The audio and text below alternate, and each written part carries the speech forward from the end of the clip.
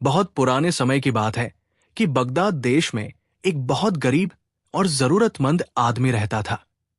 हर रोज वो जंगल में जाकर एक गट्ठा घास काटता था और उसे शहर में जाकर बेच देता था। जो पैसे मिलते थे उनसे वो आटा दाल लाकर अपना और अपनी पत्नी व बच्चों का पेट भरता था। उसकी पत्नी, जिसका नाम खातून था, बहुत सुंदर थी। दोनों पति पत्नी की उम्र में काफी अंतर था, लेकिन वे आपस में बहुत प्यार करते थे। उनके दो बेटे थे, बड़े का नाम साद और छोटे का नाम सईद था। एक दिन इमाद अपनी पत्नी के पास बैठकर अपनी गरीबी का जिक्र कर रहा था कि देखो, अब मैं बहुत बूढ़ा हो गया हूं। मुझ में ज्यादा मेहनत करने की ताकत नहीं रही। कमजोरी की वजह से मैं ज्यादा मुश्किल काम नहीं कर सकता और हमारे पास कोई जमा पूंजी नहीं है। वरना मुझे इस काम के अलावा कि जंगल से घास काट कर लाऊं और शहर में बेचूं, कोई और ऐसा काम नहीं आता जिससे मैं अपनी गुजारा कर सकूं। मैं तुम लोगों के लिए रोटी रोजी कमा सकूं। मेरे दिन रात इसी चिंता में गुजरते हैं। अगर मैं अकेला होता तो कोई चिंता की बात नहीं थी। किसी न किसी तरह अपना पेट तो भर लेता। अगर किसी दिन खाना मुझे न मिलता तो भूखा पड़ा रहता। मगर भगवान ने मुझे पत्नी और बच्चे दिए हैं और उनकी रोटी रोजी की चिंता हैरान होकर क्या करूं? बहुत सोचता हूं। सामने से कोई ऐसी बात समझ में नहीं आती जिससे मेरी हालत सुधर सके। पत्नी बेचारी अपने पति की ये बातें सुनकर रोने लगी और उससे कहा कि अगर मेरे लायक कोई काम हो तो मुझे कहो, मैं तुम्हारे बदले उसे कर लूंगी। तुम्हारा शरीर फूल से भी ज्यादा नाजुक है, तो इससे मुझे ये डर है कि जब तक मेरे हाथ पैर चलते हैं, मुझ में ताकत है, तुम मेहनत और मुश्किल में न पड़ो। बेहतर है कि सब्र रखो। भगवान बहुत दयालु है। कोई न कोई रास्ता ऐसा निकालेगा जो हमारी कल्पना में भी नहीं होगा। इन बातों को थोड़ा ही समय बीता था कि बारिश का मौसम आ गया। इमाद ने अपनी पत्नी से कहा, आजकल जंगल में घास बहुत ज्यादा मिलती है। मेरा इरादा है कि मैं एक गट्ठा रोज बेचूंगा और एक गट्ठा घास जमा करके एक गुफा में, जो एक बड़ा ही घर है, यानी पहाड़ी के दामन में एक बहुत बड़ा घर है, उसमें घास इकट्ठी करता जाऊं, ताकि वो घास का भंडार सर्दी के मौसम में हमारे काम आए। क्योंकि सर्दी के मौसम में घास बहुत अच्छे दाम पर बिकती है, महंगी बिकती है। उसे बेचूंगा, उससे मुझे एक ठीक ठाक रकम मिल जाएगी। और ये फायदा होगा कि सर्दी के मौसम में जब सर्दी बहुत ज्यादा होती है, मुझे जंगल में जाना और दिन भर घास काटना मुश्किल होता है और सर्दी से मेरे बूढ़े शरीर को नुकसान पहुंचता है। बस अगर ऐसा कभी हो कि मैं उन दिनों में एक दो दिन न जा सकूं तो हम भूखे न मरे। इमाद की पत्नी ने कहा, तुम्हारी बात बहुत सही है और तुमने बड़ी समझदारी और अकल की बात कही है। जरूर इस पर अमल करना ठीक है। इसलिए इमाद ने उस पर अमल किया। बारिश के 4 महीने में इतनी घास इकट्ठी कर ली कि गुफा घास से ऊपर तक भर गई। जब बारिश का मौसम गुजर गया और सर्दी जोर से पड़ने लगी, तो एक दिन इमाद ने इरादा किया कि गुफा पर जाकर घास उठाकर शहर ले जाएं और उसे बेच दे। ये सोचकर जिस दिन धूप थोड़ी तेज थी, वो चला। भगवान की माया देखिए। लुटेरों के एक काफिले का उस गुफा के पास से गुजर हुआ। वे रात को वहीं रुके और आग जलाने के लिए घास इकट्ठा करने लगे। जो घास गुफा के बाहर बिखरी हुई थी, उसे उठाकर उन्होंने आग जलाई और उस पर खाना पकाया। लुटेरों के कुत्ते और घोड़ों को खिला दिया और जो बाकी घास गुफा में बची थी, उसमें आग लगाकर घास का पूरा भंडार जो बचा था उसे जला डाला। इमाद ने 4 महीने में वो सारी घास इकट्ठी की थी। जब वहां जाकर देखा तो बड़ा हैरान हुआ और बहुत परेशान हुआ, क्योंकि वो सारी घास जल चुकी थी। वो घास जलकर राख हो गई थी। जब पहुंचा तो ये हाल देखकर बहुत घबराया और मन पर निराशा ऐसी छाई कि एक ठंडी सांस भरकर बेहोश हो गया। जब थोड़ी देर के बाद होश आया तो रोता हुआ उस गुफा तक पहुंचा और अंदर देखा तो देखा कि बड़े बड़े टुकड़े किसी सफेद चीज के, जिनकी रंगत और सूरज चांदी जैसी थी, गुफा के अंदर पड़े हुए थे। जब उसने ध्यान से देखा तो उसे कोई शक नहीं रहा कि वो चांदी के टुकड़े थे। इसका कारण यह था कि गुफा में एक चांदी की खान थी। जब लुटेरों के काफिले ने घास में आग लगा दी तो घास की गर्मी से चांदी पिघलकर बड़े टुकड़ों के रूप में जम गई। इमाद ये दौलत देखकर, जो अचानक उसे मिली थी, बहुत ज्यादा खुश हुआ और गुफा के अंदर जाकर उन सब टुकड़ों को उठा लिया और जितने अपनी गठरी में भर सकता था उन्हें बांध लिया और उसके आसपास जो बिखरी हुई घास थी उन्हें उसके ऊपर रख दिया, यानी बाकी चांदी को छुपा दिया। अपने घर ले आया और पूरा मामला अपनी पत्नी से बताया। उस रात उन दोनों पति पत्नी को खुशी के मारे नींद नहीं आई। पत्नी भी खुश होकर उससे बातें करती रही कि इस इतनी बड़ी दौलत से हम मकान खरीदेंगे और व्यापार करेंगे।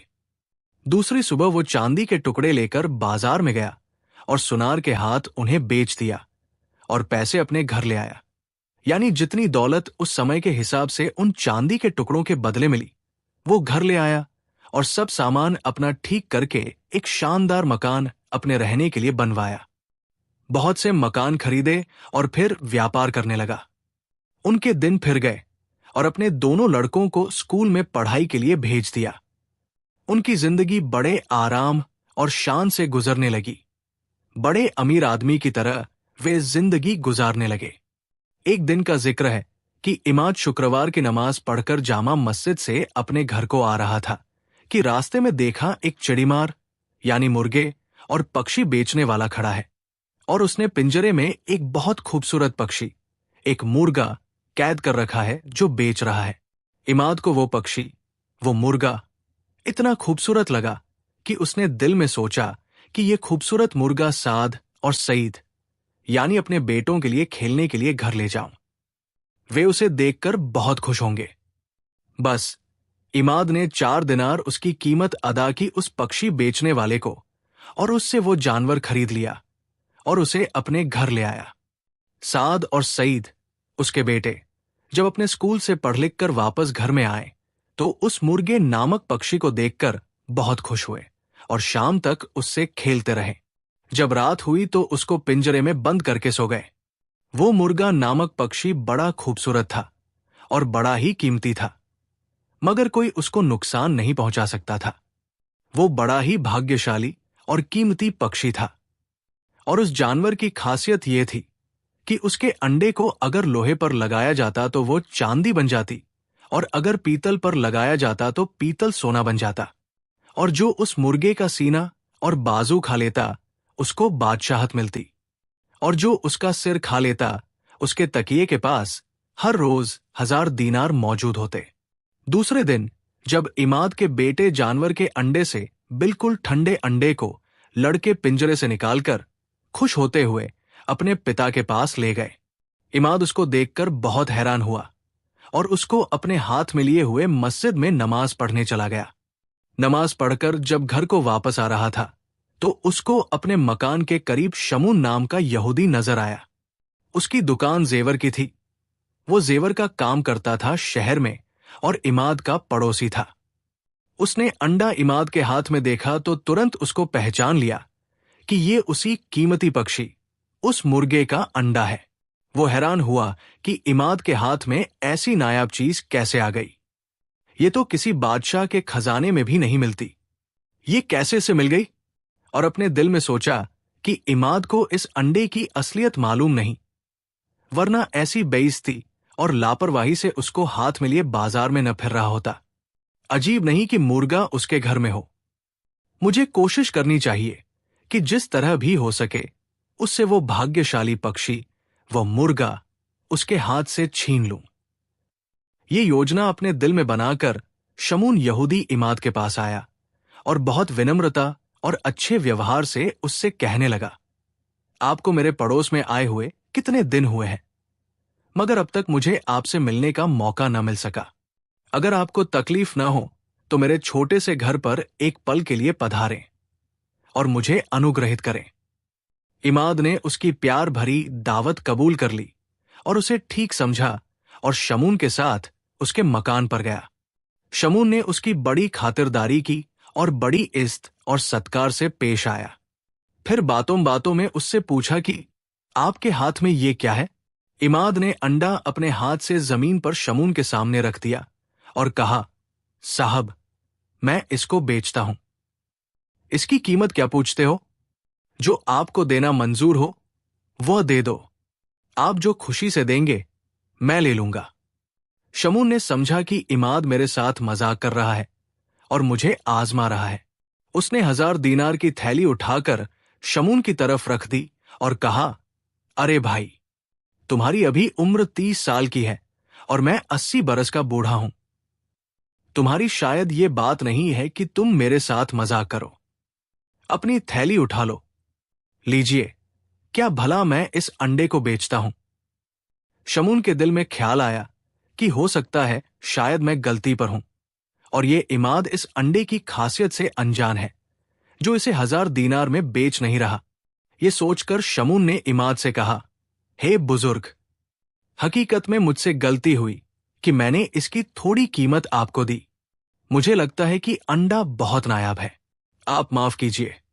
मैं आपको 12,000 दीनार और 3 कीमती मोती, जिसकी हर एक की कीमत 10,000 की कीमत के बराबर है, आपको इस अंडे के बदले देता हूं। इमाद ने सोचा कि यह मजाक नहीं कर रहा है और उससे कहा कि ठीक है, बहुत अच्छा, मुझे मंजूर है। तो शमून ने 10,000 दीनार और 3 कीमती मोती उसको दिए और अंडा उससे ले लिया।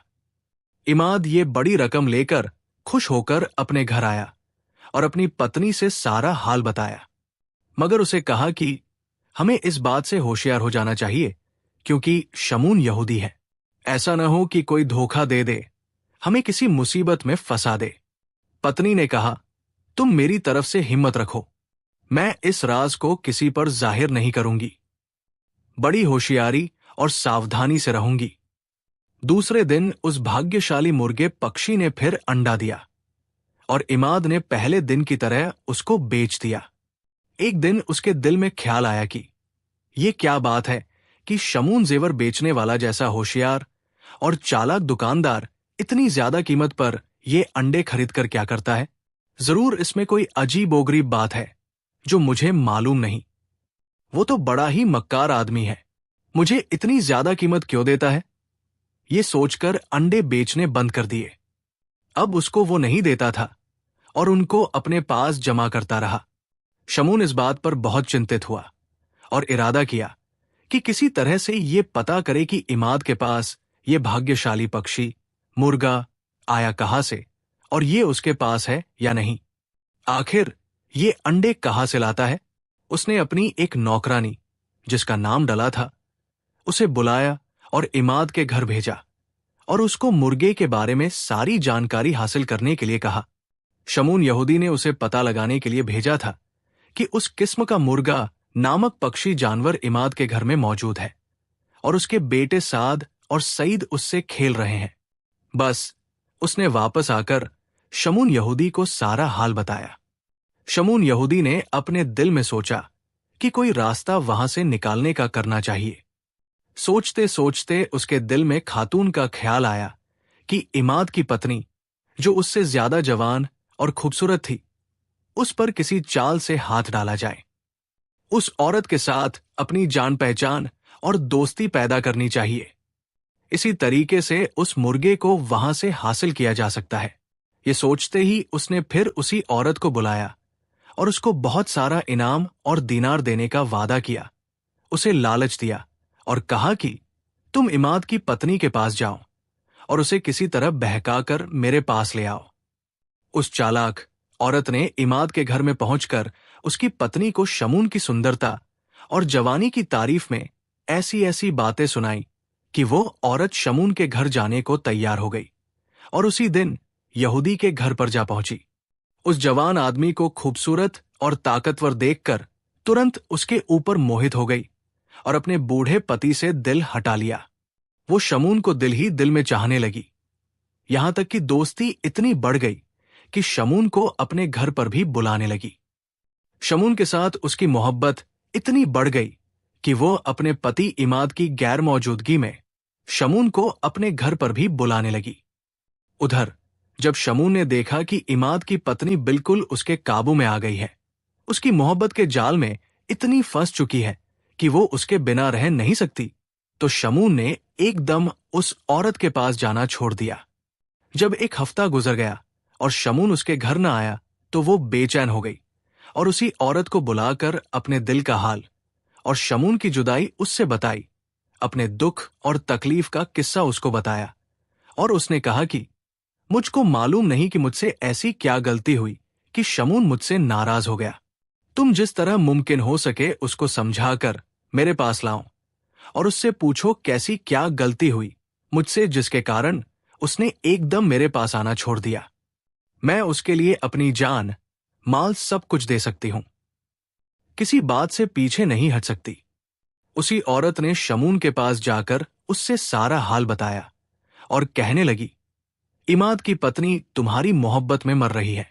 शमून ने कहा कि मुझको कोई शिकायत उस दिलरुबा औरत से नहीं, बस उसकी मोहब्बत और वफादारी की आजमाइश के लिए मैंने ये काम किया कि उसके पास जाना छोड़ दिया। मैं उसे आजमाना चाहता हूं। तुम जाकर उसे हर तरह से तसल्ली दो और कहो कि शमून भी तुम्हें इसी तरह चाहता है। और मेरी तरफ से उसे एक बात कहो कि वो भाग्यशाली मुर्गा पक्षी जो उसके पास है, उसका गोश्त बहुत नरम और स्वादिष्ट है, मगर ये मुर्गा बहुत कम मिलता है। मेरा दिल चाहता है कि मैं उस मुर्गे का गोश्त खाऊं। वो गोश्त उसका तैयार करके रखे। मैं आज रात को जरूर उसके पास आऊंगा। उस औरत ने इमाद की पत्नी से सारा हाल कह दिया। उसने कहा, बहुत अच्छा। इमाद की पत्नी प्यार में इतनी पागल हो गई थी कि उसकी अकल पर पर्दा पड़ गया। उसने कहा कि उस मुर्गे की क्या हकीकत है, उसकी क्या हैसियत है, मेरी मोहब्बत के आगे मेरी जान भी मांगे तो हाजिर है। ये कहकर उसने उसी समय उस मुर्गे को हलाल किया, ज़िबा कर दिया और उसके कुछ प्रकार के स्वादिष्ट खाने तैयार करके अपने घर में रख दिए और फिर उस औरत को बुलाकर कहा कि शमून को यहां पर बुलाकर लाओ। मैंने उसकी फरमाइश पर उस मुर्गे को ज़िबा कर दिया है और उसका खाना तैयार किया है। इसी बीच उसके बेटे साद और सईद स्कूल से पढ़कर वापस आ गए और मां को उस औरत के साथ बातों में व्यस्त देखकर मकान के अंदर चले गए। उन्होंने किताबें रखकर अपनी मां से खाना मांगा। मां ने कहा, थोड़ा सब्र करो, अभी देती हूं। इतने में उन दोनों भाइयों को कई तरह के खाने दस्तरख्वान पर चुने हुए नजर आए। उनकी भूख बहुत बढ़ गई और वे दोनों भाई बेतकल्लुफ होकर खाने में व्यस्त हो गए। साद ने भाग्यशाली मुर्गे का सीना और बाजू खा लिया और सईद के हिस्से में उसका सिर आया। फिर खाने से खाली होकर दोबारा अपनी किताबें संभाली और स्कूल चले गए। उस औरत ने शमून को इमाद की पत्नी की तरफ से संदेश दिया और कहा कि तुम्हारी फरमाइश पर तुम्हारी महबूबा ने खाना तैयार कर रखा है। और उसी समय शमून इमाद के मकान पर आया। इमाद की पत्नी उसे देखकर बहुत खुश हुई और उसके सामने दीनता से बातें करने लगी। शमून ने मुस्कुराकर माफी मांगी और कहा, मैं तुम्हारी मोहब्बत और वफादारी का पूरा आभारी और शुक्रगुजार हूं और बहुत शर्मिंदा हूं कि मैंने बेमतलब तुम्हें इतना तड़पाया। थोड़ी देर तक इसी तरह मोहब्बत और शिकायत की बातें होती रहीं। फिर शमून ने कहा कि वो मुर्गा जो तुमने तैयार किया है या नहीं? खातून ने कहा, भला मुझसे ऐसा हो सकता है कि आपकी फरमाइश को मैं रद्द कर दूं? आप मुझे कोई काम करने का हुक्म दे और मैं आपकी बात को टाल दूं? आप यहां तशरीफ रखिए, मैं अभी वो खाना लेकर आती हूं। ये कहकर खातून मकान के अंदर गई और जहां खाना रखा हुआ था वहां जाकर देखा तो बड़ी हैरान हुई और परेशान भी कि मुर्गा तो उसके बेटे साद और सईद खा गए हैं। खातून इस बात से बहुत शर्मिंदा हुई और वापस आकर शमून से बताया कि वो मुर्गा उसके दोनों बेटे खा गए हैं। शमून क्रोधित हो गया और जाने के लिए उठ खड़ा हुआ और खातून की तरफ गुस्से भरी नजरों से देखकर कहा कि तू अजीब नालायक और मूर्ख औरत हो। क्या तुमने अपने नजदीक मुझको ऐसा बेवकूफ समझा कि मैं तेरे जाल में आ जाऊंगा? ये किस तरह मुमकिन है कि इतनी थोड़ी सी देर में मुर्गा गायब हो जाए? ये सब तेरी चालाकी है। याद रखना कि मैं तुझको इस तेरी हरकत की ऐसी सजा दूंगा कि तू सारी उम्र न भूल पाएगी। खातून बेचारी चुपचाप खड़ी ये बातें सुनती रही और उसकी हिम्मत न हुई कि कुछ जवाब दे सके। मगर जब शमून ने अपनी रवानगी के लिए कदम दरवाजे से बाहर रखा था कि खातून ने प्यार के जोश और जोर से बेकाबू होकर उससे लिपट पड़ी, उसके कदमों में गिर गई और रो रो कर कहने लगी, मैं बहुत बदनसीब हूं कि न किए गुनाहों की सजा मुझे मिली। बिना वजह तुम मुझ पर गुस्सा हुए और तुम्हारे मन में गुस्सा आ गया। मैं कसम खाकर कहती हूं कि हे भगवान, इसमें मेरा बिल्कुल कोई कसूर नहीं है। ये बात इत्तेफाक से जरूर हुई है। आप नाराज न हो। इसके अलावा कुछ और हो तो कहिए, मैं आपका हुक्म मानूंगी। शमू ने कहा कि अगर तुम अपने पेट में से उस मुर्गे के सीने और सिर के टुकड़े निकालकर मेरे हवाले कर दो तो मैं मानूं कि तुम निर्दोष हो और मुझे तुमसे कोई शिकायत नहीं। अगर तुम्हें इसमें कुछ है तो मैं अपने घर पर खुश रहूंगा और मैं तुम्हारी सूरत देखने का भी इच्छुक नहीं हूंगा, बल्कि तुम्हारी शरारत और बेदर्दी का तुमसे किसी न किसी तरह ऐसा बदला लूंगा कि तुम याद रखोगी। खातून, जो उसके प्यार में दीवानी हो चुकी थी, कहने लगी, साहब, मुझे इसमें भी कोई संकोच नहीं कि मैं तुम्हारी खातिर अपने मासूम बच्चों को नुकसान पहुंचा दूं। मगर ये तो गौर कीजिए, क्या मुर्गे के वो हिस्से, वो बोटियां अब तक सही सलामत ही होंगी जो उनके पेट में से निकल सके? शमून कहने लगा, तुम्हें मालूम नहीं, पागल औरत, उस मुर्गे के अंग कभी भी पचते नहीं, हमेशा अपनी असली हालत में रहते हैं। खातून कहने लगी, ठीक है, मैं तुम्हारी फरमाइश के मुताबिक अमल करूंगी। भगवान की माया कि उसी समय साद और सईद स्कूल से आकर बराबर के मकान में बैठे खेल रहे थे और अपनी मां की सब बातें उन्होंने सुन ली। वे दोनों बहुत ही डर गए और परेशान हुए और आपस में सलाह की कि अब हमें यहां से निकलना चाहिए, यहां से निकलकर जिस तरह हो अपनी जान बचाए। ये कहकर वे दोनों छिपकर मकान से निकल आए और शहर से बाहर जाकर जंगल की तरफ भाग निकले। 3 दिन तक हैरान और भटकते रहे। चौथे दिन घूमते घूमते ऐसी जगह पहुंच गए जहां 2 रास्ते जाते थे और बीच में एक पत्थर था और उस पत्थर पर लिखा हुआ था, जो आदमी अपने दाहिने हाथ को जाएगा फिर वापस ना आएगा, और जो बाएं हाथ को जाएगा ताज्जुब है कि वो वापस आ सके। दिल में इस बात को पढ़कर बड़ा ताज्जुब हुआ और कहने लगे, ये बात जरूर आजमानी चाहिए कि जरूर भगवान ने हमारे लिए कोई बेहतरी की बात निकाली है कि हमको इस मौके पर भेज दिया। बस दोनों भाई गले लगकर बहुत रोने लगे और फिर अलग होकर साद दाहिने रास्ते और सईद बाएं रास्ते चुपचाप चल दिए। अब हम साद का किस्सा बताते हैं, जो सीधे हाथ की तरफ चला था। उसने कुछ दूरी चलकर थोड़ी दूर पर एक सराय में रात को रुका। दूसरी सुबह उठकर फिर चल दिया। थोड़ी दूर आगे चला था कि सामने उसको शहर नजर आया। वो शहर की तरफ हो लिया और देखा कि शहर के दरवाजे पर एक बहुत बड़ा समूह जमा है। बहुत से लोग इकट्ठे हैं और बहुत से हाथी और घुड़सवार और पैदल लोग खड़े हैं। जब साद दरवाजे के करीब पहुंचा तो बहुत से अमीर और बड़े आदमी आगे बढ़कर उसके सामने आए और बहुत आदर से उसको प्रणाम किया।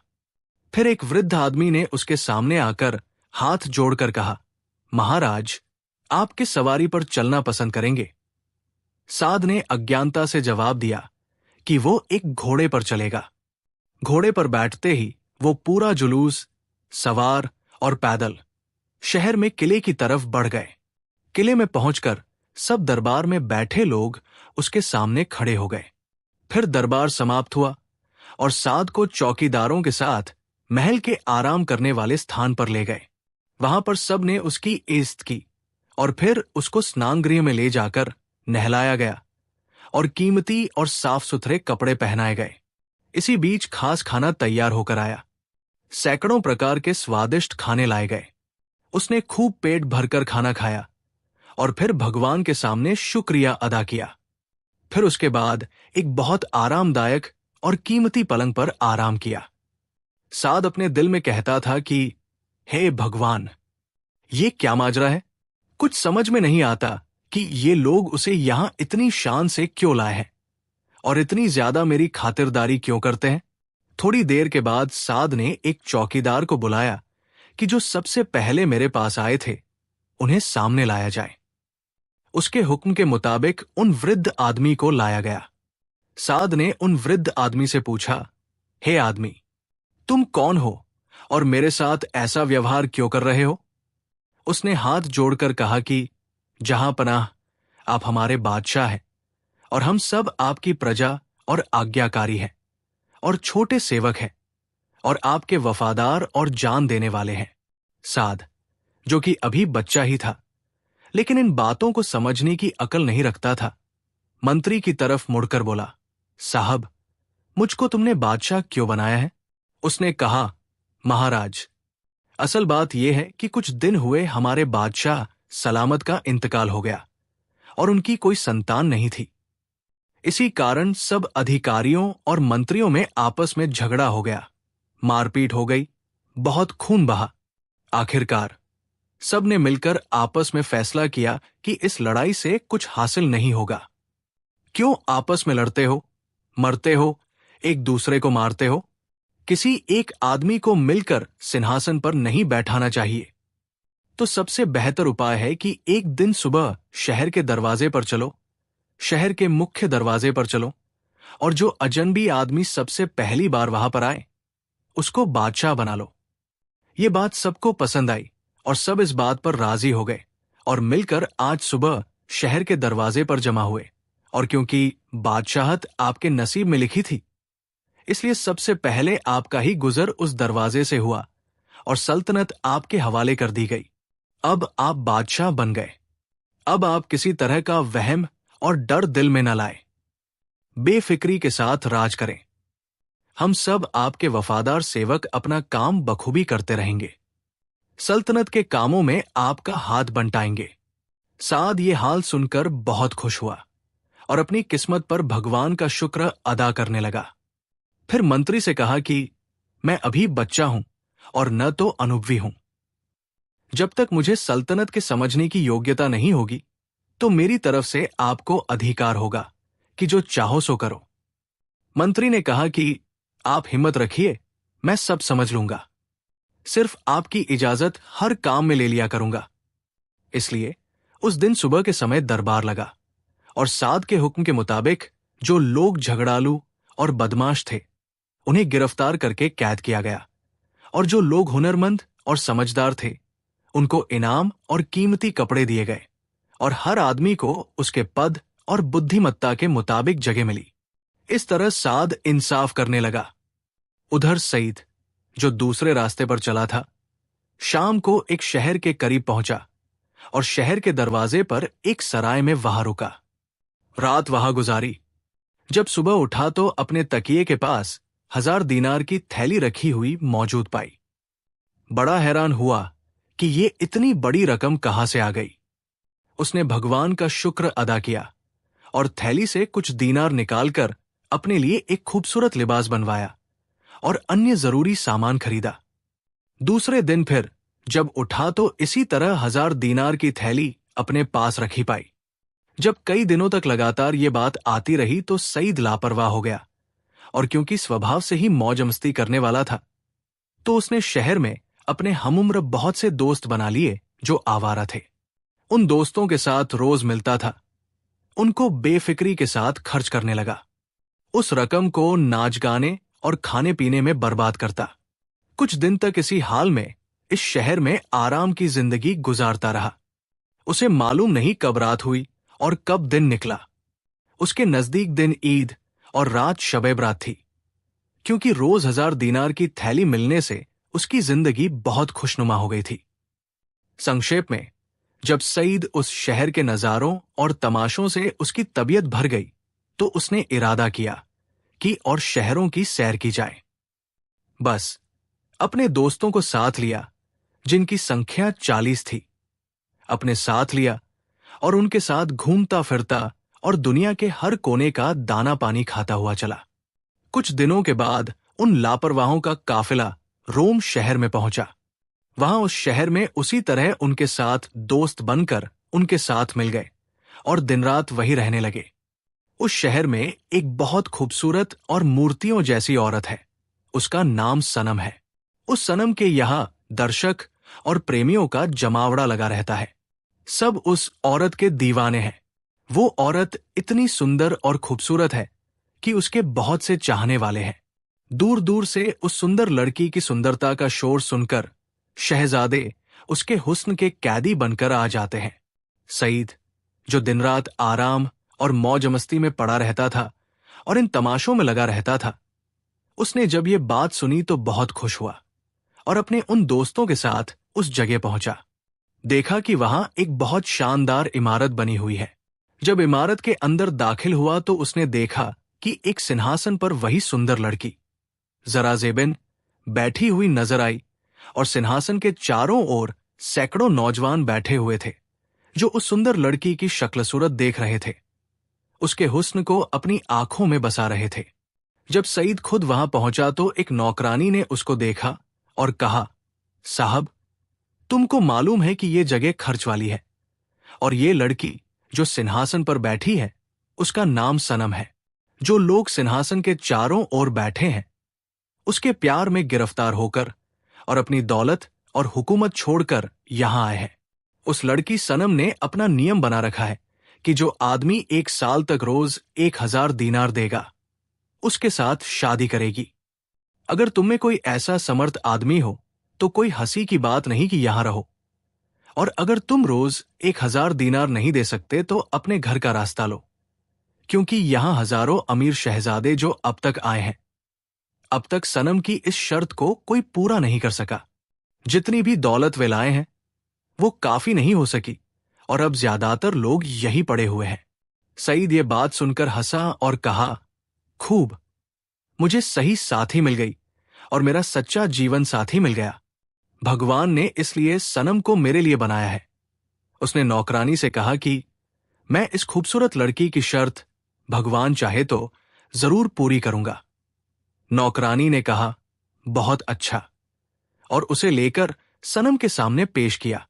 नौकरानी ने कहा, मुबारक हो, ये नौजवान आपकी मोहब्बत में गिरफ्तार होकर यहां आया है।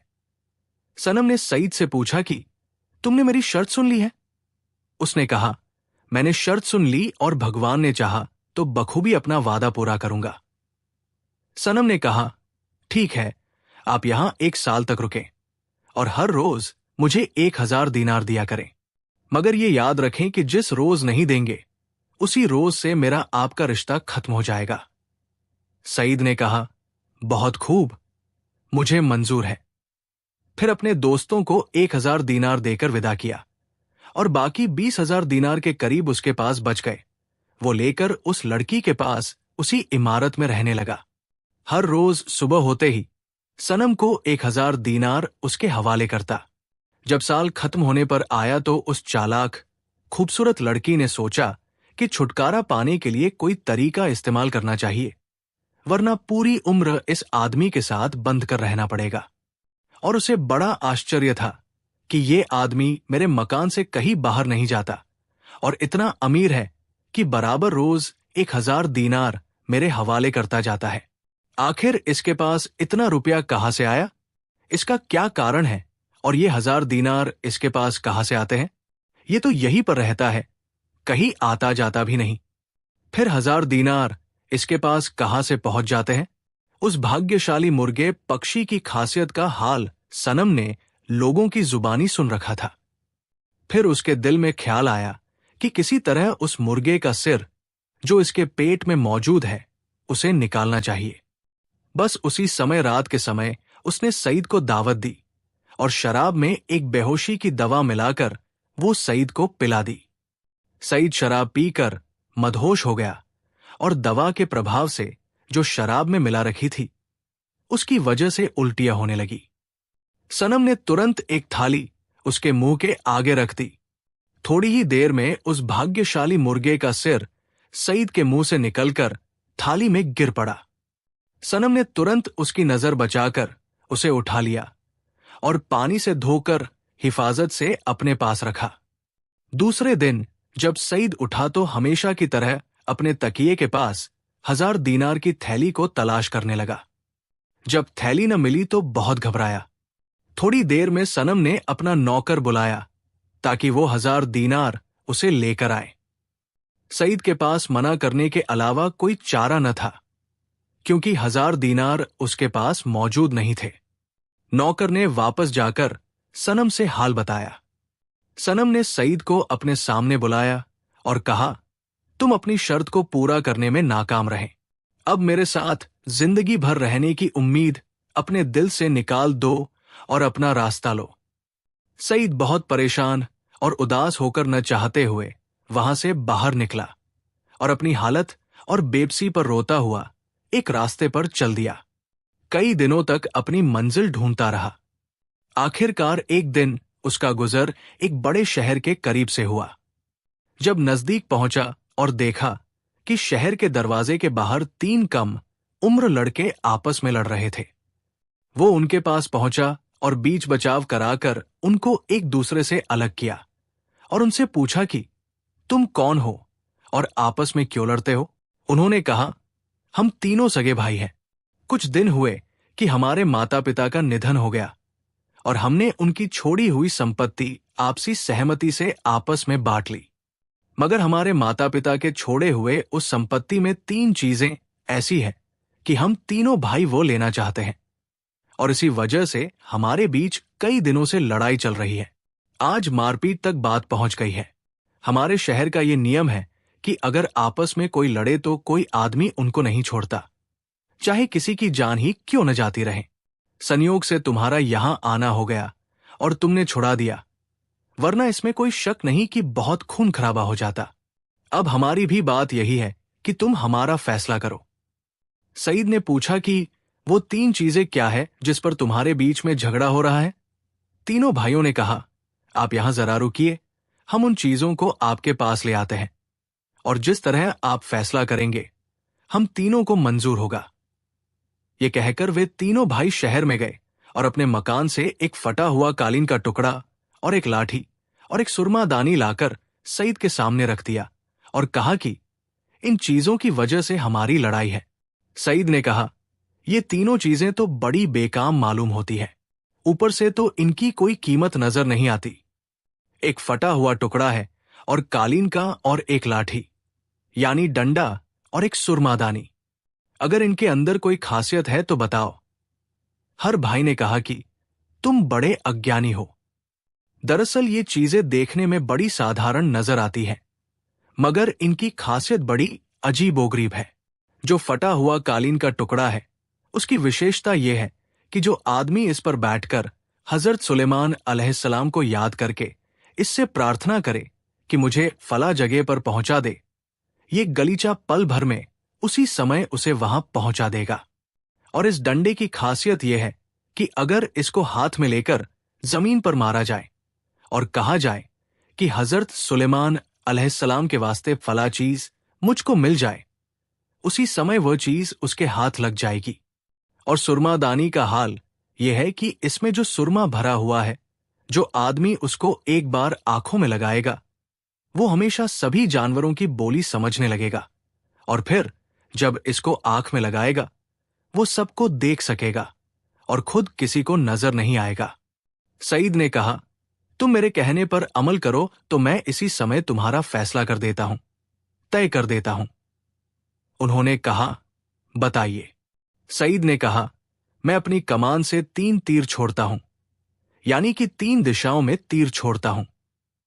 तुम तीनों भाई उनके पीछे दौड़ जाओ।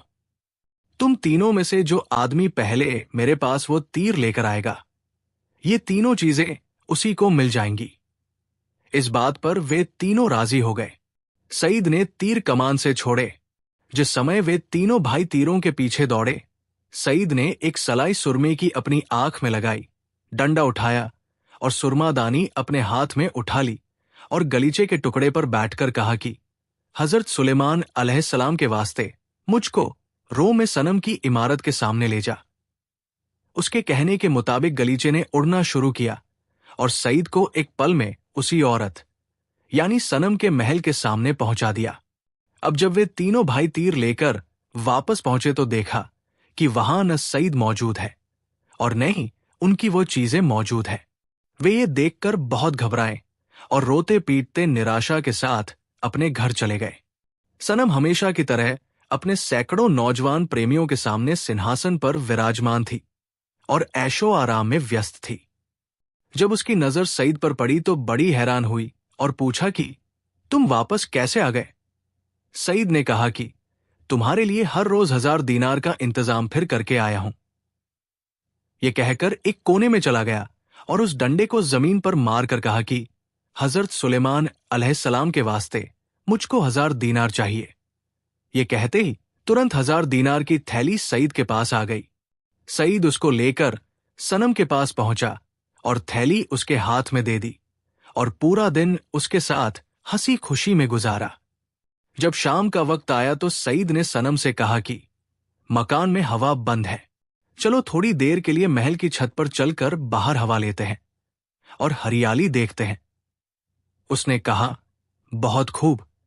दोनों छत पर पहुंचे। सईद उस पर बैठ गया और सनम को भी उस पर अपने बराबर बिठा लिया। थोड़ी देर तक दोनों शराब पीते रहे। फिर सईद ने अपने दिल में कहा कि हजरत सुलेमान अलैहिस्सलाम के वास्ते मुझे उस वीरान टापू पर पहुंचा दे। तुरंत सभी जरूरी सामान वहां पर उपलब्ध हो गए। सनम अपने दिल में बहुत नाराज थी कि ये क्या हुआ, तुमने मेरे साथ पूरी तरह से बेवफाई की है। मगर उसने कहा, मुझे तुम्हारे साथ सच्चा प्यार है, कोई फिक्र मत करो। मैं तुमको कोई नुकसान या तकलीफ नहीं पहुंचाऊंगा और कोई आफत मुसीबत तुम तक नहीं लाऊंगा। सनम रोने लगी और कहा, मुझको इस वीरान टापू में क्यों ले आए हो? सईद ने कहा, मैं तो मजबूर होकर तुमको यहां ले आया हूं, इस डर से कि तुम अपने कानून के मुताबिक वही रहती तो फिर कोई न कोई बहाना बनाकर मुझे पहले की तरह अपने महल से निकाल देती। अब यहां कोई और इंसान हमारे सिवा नहीं है और हम आराम और बेफिक्री के साथ अपनी जिंदगी यहां गुजारेंगे। मगर सनम ने दिल में कहा कि अगर मेरा बस चला तो मैं तुझसे इस बात का बदला जरूर लूंगी।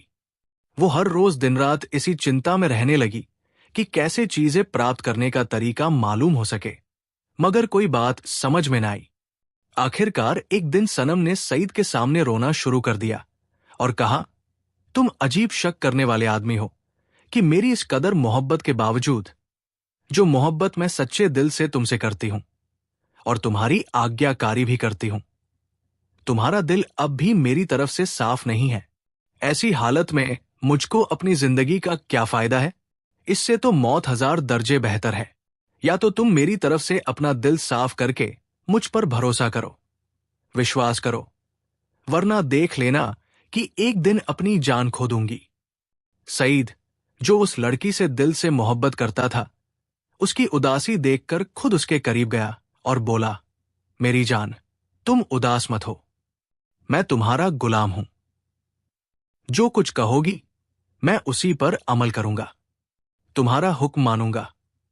यह कहकर सईद ने अपने दामन से सनम के आंसू पोंछे और उसको अपने गले लगा लिया और फिर ऐशो आराम में व्यस्त हो गए। एक दिन जब सनम को सईद ने नशे में पाया तो उसे पूछने लगी कि ये गलीचा तुम्हारे हाथ कहां से आया और क्या तरीका है जिसके जरिए ये हवा में उड़ता है? सईद ने कहा, क्या फिर तुम्हें कोई शरारत तो नहीं सूझी कि जो मुझसे इसको उड़ाने का तरीका जानना चाहती हो? तुम्हारा मतलब क्या है? तुम एक बार उस भाग्यशाली मुर्गे पक्षी का सिर मुझसे छीन चुकी हो। अब इस गलीचे पर भी तुम्हारी नजर है। क्या तुम्हारी नीयत बुरी तो नहीं? सनम ने गुस्से से अपना चेहरा उदास बना लिया और कहने लगी कि कुछ दिन हुए कि तुम इतने एहसान कर चुके हो। तुम्हें मेरी वफादारी में किसी तरह का शक शुबा नहीं है। मालूम हुआ कि तुमने ऊपर मन से ये बात कही थी। दरअसल तुम अब भी मुझ पर भरोसा नहीं करते। दिल से तुमने ये बात नहीं कही थी। तुम्हें अब तक मेरा विश्वास बिल्कुल नहीं आया, वरना मेरी खुशी से तुम्हें क्या मतलब है? जब मैं जिंदा ही न रहूंगी तो क्या करोगे? अकेले किस तरह जियोगे और किसका दिल दुखा सकोगे? सईद ये बात सुनकर डर गया कि कहीं अपनी जान ही न गवा दे और सोचा कि क्या करूं। अंत में सनम की सुंदर सूरत उसके दिल पर असर कर गई और बेकाबू होकर उसने उसके नाजुक होठों पर चूमा और कहा, तुम जरा सी बात पर नाराज हो जाती हो। आओ बैठो, मैं तुमको सारा हाल इस गलीचे का बताता हूं। यह कहकर उसने उसे बताया कि इस मंत्र के कहने से ये गलीचा हवा में उड़ता है। सनम इस बात को जानकर बहुत खुश हुई और सईद से हटकर कहने लगी कि ये बेमिसाल चीजें जो हमको भगवान ने प्रदान कर रखी है, दुनिया में किसी और को नहीं मिलती। और दिल में इस चिंता में रहने लगी कि मौका हाथ लगे तो सईद को अकेला छोड़कर जल्दी ही उस गलीचे पर बैठकर वहां से उड़ जाए। दूसरे दिन जब वे दोनों गहरी नींद से उठे तो सनम ने सईद से कहा कि मेरा दिल चाहता है कि सामने जो झरना है मैं उसमें जाकर नहाऊं। सईद ने कहा, ठीक है, चलो मैं भी नहाऊंगा। ये कहकर वे दोनों झरने पर, जो कुछ कदम की दूरी पर था, पहुंचे तो सनम ने कहा, मालूम नहीं इस झरने में पानी कितना है, ऐसा न हो कि मैं गहरे पानी में चली जाऊं। सईद ने कहा, तुम फिक्र मत करो, मुझको तैरना आता है, पहले मैं जाकर देखता हूं कि पानी कितना गहरा है। ये कहकर सईद ने अपने बदन से कपड़े उतारे और झरने में नहाने लगा। ये मौका पाते ही सनम तुरंत जाकर गलीचे पर बैठी, डंडा और सुरमा अपने साथ रखा और कहा कि हजरत सुलेमान अलैहिस्सलाम के वास्ते मुझको रोम में मेरे महल तक पहुंचा दे। ये सुनते ही एकदम से गलीचा हवा में ऊंचा उठा और फिर गलीचे ने उड़ना शुरू कर दिया। सईद ने जब ये हाल देखा तो अपना मुंह नोचने लगा और खुद को कोसता हुआ झरने से निकला और कपड़े पहनकर दीवानों की तरह चारों तरफ फिरता रहा। अब उसे अफसोस हो रहा था कि उसने सनम पर भरोसा क्यों किया। जब शाम हुई तो जानवरों का डर हुआ। उस वीरान टापू में उसे डर लगने लगा। वो पेड़ों के झुंड में जाकर और पूरी रात एक टहनी पर बैठा रहा।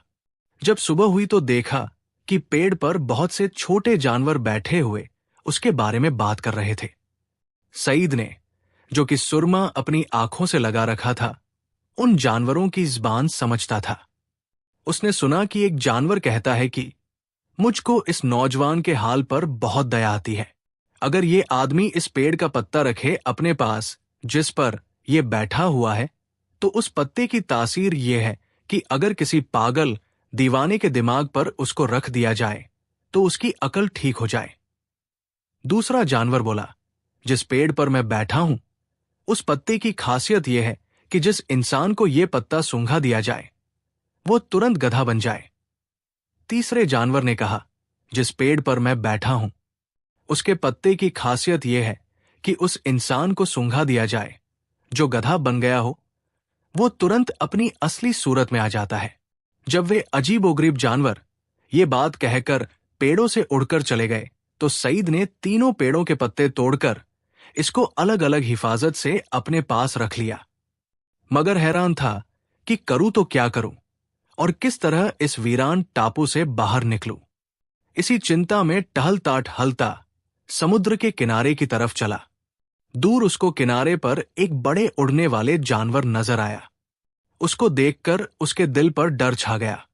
एक पेड़ की ओट में खड़ा हो गया और छिपकर उसे देखने लगा। थोड़ी देर के बाद उसके दिल में ख्याल आया कि इस टापू से निकलने की और कोई सूरत नजर नहीं आती और यहां अकेले और बेसहारा कब तक जिंदगी गुजरेगी।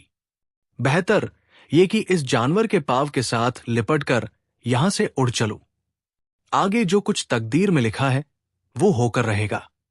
पक्का इरादा अपने दिल में करके सईद उस जानवर के पास चला गया और जिस समय उस जानवर ने उड़ना शुरू किया तो सईद ने दौड़कर उसका पांव पकड़ लिया।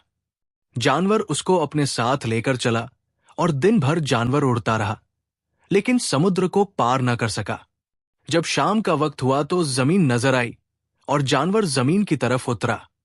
सईद ने बड़ी फुर्ती से उसके पांव को छोड़कर अपने को घास में अपने आप को छुपा लिया। जब वो जानवर थोड़ी देर बाद वहां से उड़ गया तो सईद उठकर एक तरफ चला, मगर कहीं रास्ता मालूम नहीं था। 4 दिन उसी तरह रेगिस्तान में इधर उधर फिरता रहा, पेड़ों की जड़ों और पत्तों से अपना पेट भरता और रात को कोई सुरक्षित जगह देखकर वहीं सो रहता। इसी तरह कई दिनों तक रेगिस्तान में इधर उधर भटकता रहा। आखिर एक दिन उसको एक रास्ता नजर आया। वो उसी रास्ते पर चल पड़ा। 4 दिन के बाद उसको शहर दिखाई दिया और शहर में पहुंचा तो देखा कि वहां के सब लोग दुखी और उदास हैं। उसने कुछ आदमियों से हाल पूछा तो मालूम हुआ कि इस शहर के बादशाह की, जिसका नाम कौशल है, एक बहुत खूबसूरत बेटी है, मगर कुछ साल से दीवानी हो गई है। बहुत से वैद्यों ने उसका इलाज किया, मगर कोई फायदा नहीं हुआ, क्योंकि बादशाह की और कोई संतान नहीं सिवा उस बेटी के।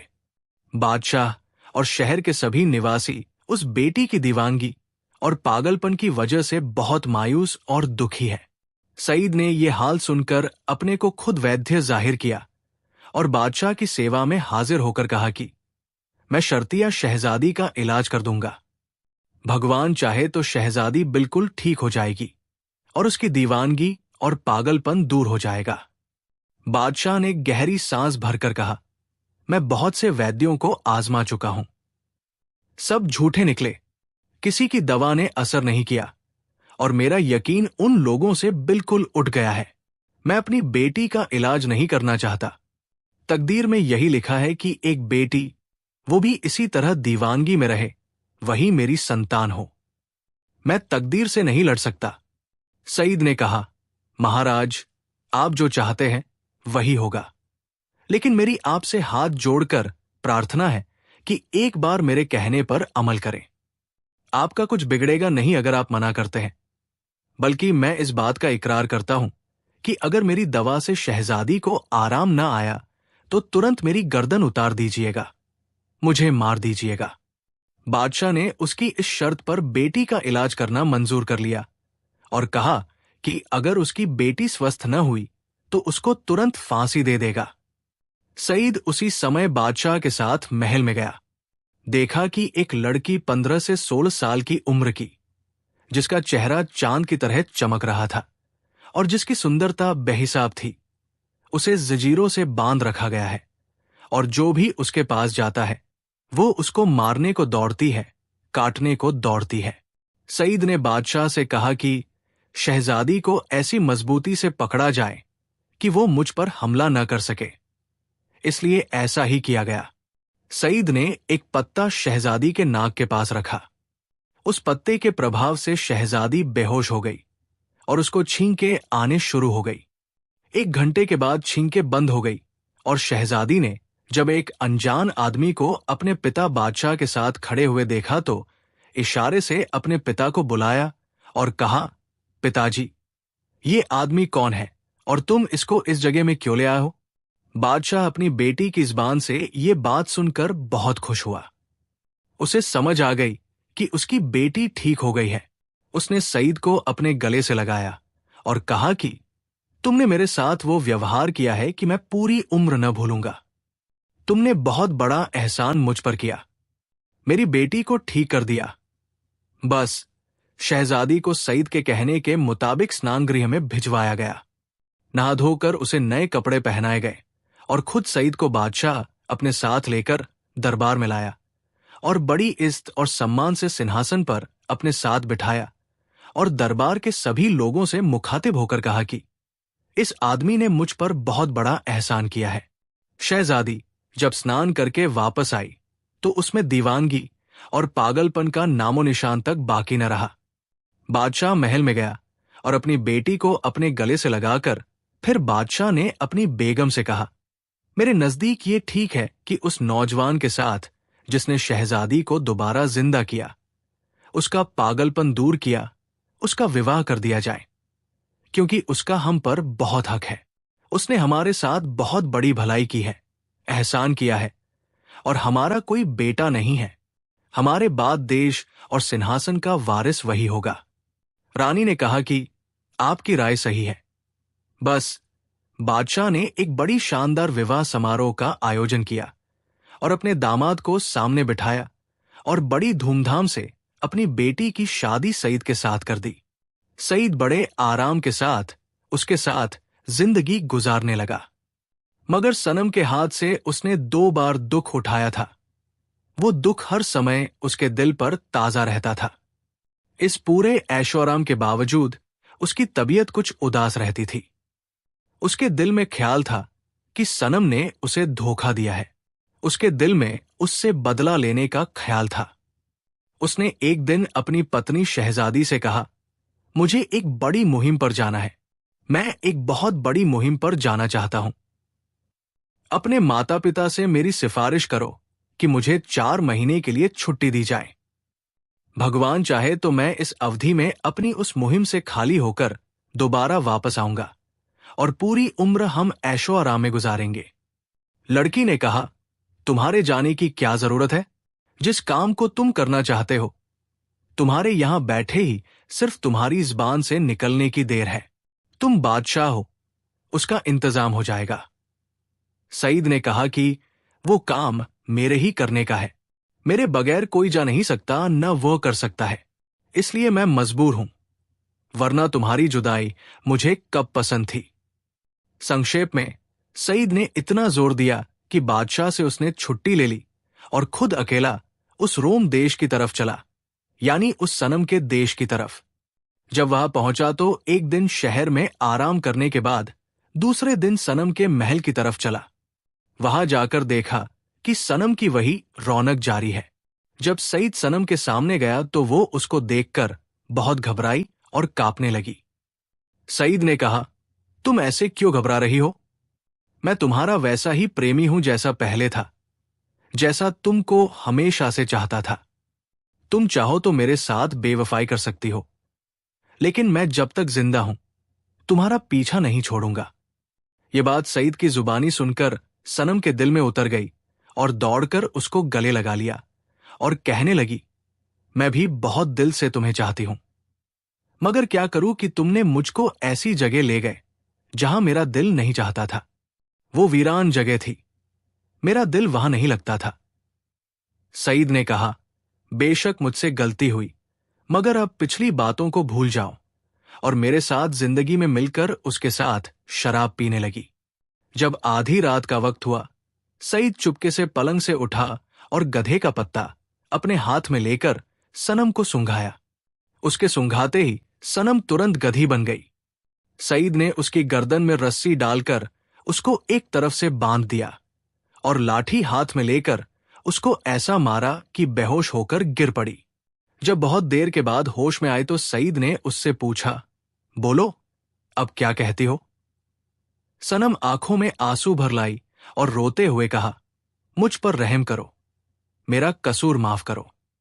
सईद ने कहा, अगर मैं फिर तुझे तेरी असली शक्ल पर ले आऊं तो अपनी बदतमीजी और गलत कामों से बाज रहेगी? तो उसने स्वीकार किया कि हां, रहूंगी। सईद ने गधे वाला पत्ता निकाला और उसको सूंघाया। सनम तुरंत अपनी असली सूरत में लौट आई और सईद के कदमों पर गिरी और तौबा की कि मैं आगे कभी गलत काम नहीं करूंगी।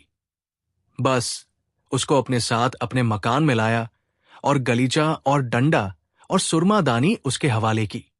सईद ने वो चीजें लेकर कहा, जा, मैंने तुझको आजाद किया।